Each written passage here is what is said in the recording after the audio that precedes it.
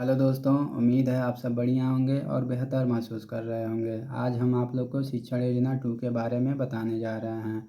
इसके पहले वाली वीडियो में हमने आपको शिक्षण योजना 1 के बारे में बता दिया है। शिक्षण योजना को टीचिंग प्लान भी कहा जाता है। तो शिक्षण योजना 2 को जानने से पहले आप शिक्षण योजना 1 को देख लीजिए, आपको अच्छे से समझ आ जाएगा। यह शिक्षण योजना जो है एक दूसरे से जुड़ी होती हैं, इसलिए आपको सबसे पहले शिक्षण योजना 1 को देखना चाहिए, उसके बाद शिक्षण योजना 2 को देखना चाहिए, तभी आपको शिक्षण योजना 2 समझ आ पाएगा। ठीक है, तो आइए देखते हैं शिक्षण योजना 2 कैसे बना है। तो सबसे पहले हम शिक्षण योजना 1 की तरह कॉलम बनाएंगे और एक कॉलम में दिनांक, दूसरे में विषय, तीसरे में कक्षा और चौथा में समय लिखेंगे। तो आप जिस विषय के लिए बना रहे हैं शिक्षण योजना, उस विषय को लिखेंगे, जैसा कि मैंने गणित विषय के लिए बनाया था। और जिस कक्षा के लिए बना रहे हैं तो उस कक्षा को लिखेंगे। मैंने कक्षा के 4 के लिए बनाया था और यह जो है शिक्षण योजना हमने स्कूल लाइफ के दौरान बनाया गया था। जैसा कि डायट में पढ़ने वाले प्रशिक्षुओं को स्कूल लाइफ के दौरान प्राइमरी स्कूलों में प्रति माह 1 सप्ताह जो है ट्रेनिंग के तौर पे बच्चों को पढ़ाने के लिए भेजा जाता है। उस दौरान हम लोग भी डायट महाराजगंज से बच्चों को पढ़ाने गए थे, तो अपनी अपनी शिक्षण योजना बनाए थे। तो यह जो है कक्षा 4 पे मैंने बनाया था और यहाँ का समय अवधि जो था 40 मिनट का था। ठीक है, और उसके बाद जो है लर्निंग आउटकम क्या निकल के आता है शिक्षण योजना को पढ़ाने के बाद, इसको यहाँ पे लिख लेते हैं। तो आइए देखते हैं लर्निंग आउटकम क्या होगा। तो पहला है, बच्चे दी गई संख्याओं का महत्तम समापवर्तक अभाज्य गुणनखंड विधि व भाग विधि द्वारा ज्ञात कर लेते हैं। ठीक है ना, तो पहला यह लर्निंग आउटकम हो गया। और दूसरा लर्निंग आउटकम क्या होगा, दैनिक जीवन से जुड़े महत्तम समापवर्तक पर आधारित सरल प्रश्न हल कर लेते हैं। ठीक है ना, यह लर्निंग आउटकम जो होता है आपको शिक्षण योजना 2 पढ़ाने के बाद जो है बच्चों से इतना लर्निंग आउटकम जो है आपको निकलवाना है। ठीक है ना, बच्चों को अभाज्य गुणनखंड विधि व भाग विधि द्वारा आपको क्या करना है, महत्तम समापवर्तक ज्ञात करना, निकलवा लेना है। ठीक है ना, समझा देना है। और दूसरा जो है बच्चों को महत्तम समापवर्तक पर आधारित ऐसे सवाल देने हैं जिनका संबंध उनके दैनिक जीवन से हो। ठीक है ना, इस प्रकार लर्निंग आउटकम लिखने के बाद हम आते हैं उसके नीचे लिखते हैं प्रकरण, यानी कि आपको किस प्रकरण पे आपको शिक्षण योजना बनानी है। तो हमारा जो प्रकरण था मौसम था, जिसको महत्तम समापवर्तक कहा जाता है, और हमने मौसम जो है भाज्य गुणनखंड विधि व भाग विधि द्वारा निकालना बच्चों को सिखाया था। अब आगे देखते हैं, उसके नीचे लिखते हैं सीखने सिखाने की सामग्री। तो सीखने सिखाने की सामग्री में हम लिखेंगे संख्याओं के छोटे फ्लैश कार्ड ले लेंगे और पहाड़ों का चार्ट ले लेंगे, यानी कि TLM बना लेंगे जिसमें पहाड़े लिखे रहेंगे। ठीक है ना, तो सीखने सिखाने की सामग्री के अलावा जो है हम इसके नीचे आते हैं, कह रहा है सीखने सिखाने की प्रक्रियाएँ। तो आइए देखते हैं सीखने सिखाने की प्रक्रियाएँ कैसे की जाती हैं। तो सबसे पहले हम लिखेंगे, कॉलम बनाएंगे। जैसा कि देखिए मैंने अपनी कॉलम बनाया था शिक्षण योजना के दौरान। और कॉलम में एक कॉलम में लिखेंगे क्रमांक संख्या, दूसरे में लिखेंगे चरण, और तीसरे में लिखेंगे समय, और चौथे में लिखेंगे आकलन की विधि। ठीक है, उसके बाद क्रमांक संख्या 1 में लिखेंगे शिक्षण के आरंभ में, यानी शिक्षण के आरंभ में क्या किया जाता है। तो शिक्षक बच्चों से प्रश्न पूछेंगे। तो शिक्षण के आरंभ में शिक्षक क्या करेंगे, बच्चों से प्रश्न पूछेंगे, यानी कि आप भी जब शिक्षण योजना पढ़ाने जाएंगे तो बच्चों से प्रश्न पूछेंगे। ठीक है, और यह जो है शिक्षण के आरंभ में जो बच्चों से प्रश्न पूछने की अवधि जो है, यानी समय जो है 10 मिनट का रहेगा। 10 मिनट तक आप बच्चों से प्रश्न पूछ सकते हैं। और जो आकलन की विधि होगा वह प्रश्नोत्तर विधि होगा। ठीक है ना, और बातचीत व प्रक्रिया के माध्यम से आप बच्चों से प्रश्न पूछेंगे, बच्चे उसका उत्तर बताएंगे। जैसे मैंने प्रश्न पूछा था पहला, बच्चों अभाज्य गुणनखंड किसे कहते हैं। फिर दूसरा पूछा था संख्या 10 के अभाज्य गुणनखंड बताओ। फिर तीसरा पूछा था संख्या 15 के अभाज्य गुणनखंड बताओ। फिर चौथा पूछा था संख्या 10 और 15 के उभयनिष्ठ गुणनखंड बताओ। ठीक है, तो बच्चों को जो जो जानकारी रहेगी वो आपको बताएंगे, जो जानकारी नहीं रहेगी वो नहीं बताएंगे। ठीक है, तो चौथा हमने पूछा था संख्या 10 और 15 के उभयनिष्ठ गुणनखंड बताओ। ठीक है ना, तो जब हम पूछेंगे तो बच्चे अपनी अपनी कॉपी में उभयनिष्ठ गुणनखंडों को ज्ञात करेंगे। ठीक है, तो जिन बच्चों को उभयनिष्ठ गुणनखंड निकालना बताया गया होगा वे बच्चे अपनी अपनी कॉपी पे निकाल लेंगे। ठीक है, तो कुछ बच्चे उसमें से बताएंगे, इसका उत्तर जो है 1 और 5 आएगा। ठीक है, तो 1 तो सभी संख्याओं के उभयनिष्ठ गुणनखंड आते हैं तो इसको छोड़ देंगे, यहाँ पे 5 बचता है। तो बच्चों ये जो 5 है, 10 और 15 का महत्तम समापवर्तक है, यह हम बच्चों को बता देंगे, ठीक है ना। यह तो था अभाज्य गुणनखंड विधि से। अब नीचे पूछेंगे बच्चों भाग किसे कहते हैं। फिर बच्चे जिसको पता रहेगा बताएगा, जिसको नहीं पता रहेगा नहीं बताएगा। फिर अगला प्रश्न पूछेंगे भाग विधि से मौसम कैसे निकाला जाता है। अगर बच्चा पढ़ा होगा तो अवश्य बताएगा।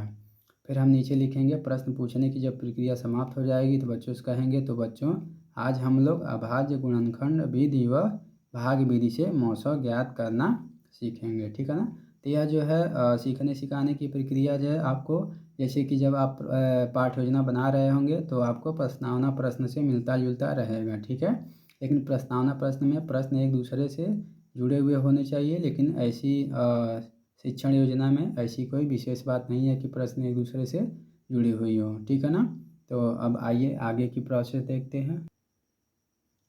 तो अब कह रहा शिक्षण के दौरान शिक्षक अभाज्य गुणनखंड विधि व भाग विधि द्वारा बच्चों को मौसम ज्ञात करना सिखाएंगे, ठीक है ना।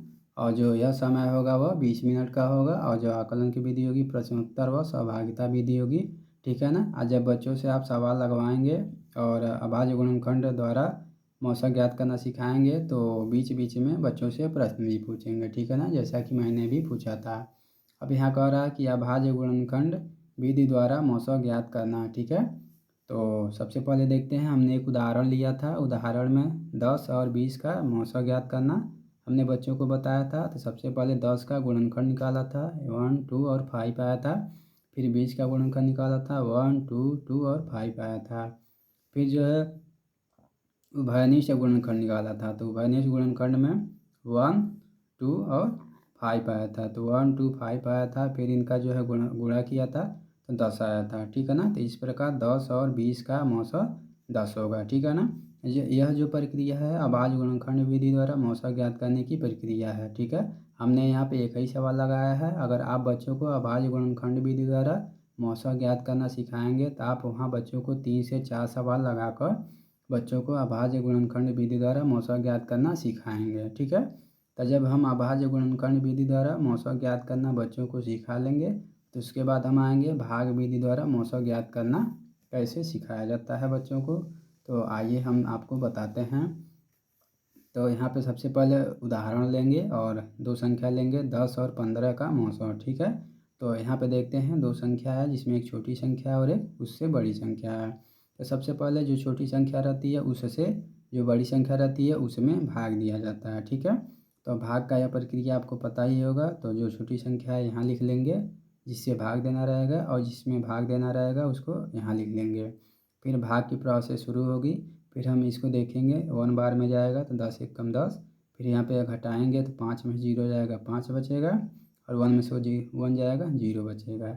फिर हम रिमाइंडर यहाँ लिखे रहेंगे, फिर जिससे भाग दिए रहेंगे उसको यहाँ पे लिख लेंगे, ठीक है ना। यह प्रोसेस तब तक चलेगा जब तक रिमाइंडर यानी शेषफल 0 नहीं आ जाता है। तो पुनः भाग देंगे तो 2 बार में जाएगा, 10 आएगा, 10 में से 10 घटेगा तो 0 आ जाएगा, ठीक है ना। तो यहाँ पे 0 आ जा रहा है शेषफल, अतः यहाँ पे जो अंत में जिस संख्या से भाग दिया रहेगा वही मौसम हो जाता है। अतः दी गई संख्या 10 और 15 का मौसम 5 होगा, ठीक है ना। तो इस प्रकार भाग विधि द्वारा भी मौसम ज्ञात करना बच्चों को हम सिखा देंगे। यहाँ आप 2 से 3 प्रश्न लेंगे और बच्चों को हल करना सिखाएंगे, ठीक है। अब हम आते हैं शिक्षण के पश्चात क्या करना रहता है। तो आइए देखते हैं शिक्षण के दौरान क्या होगा। तो शिक्षण के पश्चात शिक्षक बच्चों को कुछ प्रश्न देंगे जिसको वे अपनी कॉपी पर हल करेंगे तथा कुछ बच्चों को श्यामपट्ट पर सवाल हल करने के लिए बुलाएंगे। जैसा कि प्राइमरी स्कूल के बच्चे बहुत ही शरारती होते हैं। अगर आप भी जाएंगे बच्चों को शिक्षण योजना के दौरान पढ़ाने तो आपको भी देखने को मिलेगा कि बच्चे बहुत ही बदमाश होते हैं। अतः बच्चों को व्यस्त रखने के लिए कुछ बच्चों को कॉपी पे आप शिक्षण योजना पढ़ाने के बाद कॉपी पे सवाल दे देंगे उस शिक्षण योजना से दौरान, और कुछ बच्चों को ब्लैक बोर्ड पे बुला लेंगे कि आओ बच्चों कुछ सवाल लगाओ, ठीक है। जैसे कि मैंने भी किया था, मेरे क्लास के बच्चे बहुत ही बदमाश थे, इसलिए मैंने बस बच्चों को व्यस्त रखना जारी रखा है। तो यहाँ पे मैंने सवाल दिया निम्नलिखित का अभाज्य गुणनखंड व भाग विधि से मौसम ज्ञात करना कीजिए, ठीक है। मैंने 3 सवाल दिए थे बच्चों को, और बच्चों से कहा था कि कुछ बच्चे अपनी कॉपी पे इस सवाल को हल करें और कुछ बच्चे आएँ ब्लैक बोर्ड पे इसको हल करें, ठीक है। और शिक्षण के दौरान यह प्रक्रिया जो है 10 मिनट तक चलेगी, यानी बच्चों को सवाल लगवाने की प्रक्रिया जो है 10 मिनट तक चलेगी। और यह जो है आकलन की विधि जो होगी अवलोकन व सहयोग पे आधारित होगी, ठीक है ना। तो जब बच्चे आपको सवाल लगा के दिखा देंगे और आपका जो शिक्षण योजना यहाँ पे समाप्त हो जाएगा, तो अंत में आप बच्चों को क्या करेंगे, होमवर्क देंगे, ठीक है। तो आइए देखते हैं होमवर्क किस प्रकार दिया जाता है। तो सबसे पहले हमने यहाँ पे गृह कार्य लिखा था, और गृह कार्य में लिखा था निम्नलिखित संख्याओं का अभाज्य गुणनखंड व भाग विधि से मौसा ज्ञात कीजिए, ठीक है ना। तो हमने यहाँ पे बच्चों को 6 सवाल दिए थे, देखिए ABCDEFGH यहाँ पे 8 सवाल दिए थे। और हमने बच्चों को बोला था कि बच्चों यह गृह कार्य है, आप घर से इनका अभाज्य गुणनखंड व भाग विधि से मौसा ज्ञात करके लाइएगा, ठीक है ना। तो बच्चों ने बोला था हाँ सर हम लगा के लाएंगे, ठीक है। और आगामी शिक्षण योजना यानी कि अगले दिन आपको कौन सी शिक्षण योजना पढ़ानी है यहाँ पे आपको लिख देना है। तो हमारी जो आगामी शिक्षण योजना थी लघुत्तम समापवत ज्ञात करने की विधि पर आधारित शिक्षण योजना तैयार की जाएगी, ठीक है ना। तो इस प्रकार आपको भी इसके बाद जो भी शिक्षण योजना पढ़ानी रहेगी उसको आप यहाँ पे लिख लेंगे, ठीक है ना। जिस शिक्षण योजना को अगले शिक्षण योजना में पढ़ाना रहेगा उसी शिक्षण योजना को यहाँ पे लिखिएगा, ठीक है ना। तो इस प्रकार यह हमारा शिक्षण योजना 2 बन के तैयार हो जाता है। उम्मीद है आपको शिक्षण योजना अच्छे से समझ में आई होगी। अगर शिक्षण योजना समझ में आई होगी तो चैनल को सब्सक्राइब कर देंगे, लाइक कर देंगे और ज़्यादा से ज़्यादा शेयर कर देंगे, ताकि हम ऐसे ही वीडियो आपको सामने बनाकर लाते रहें। धन्यवाद।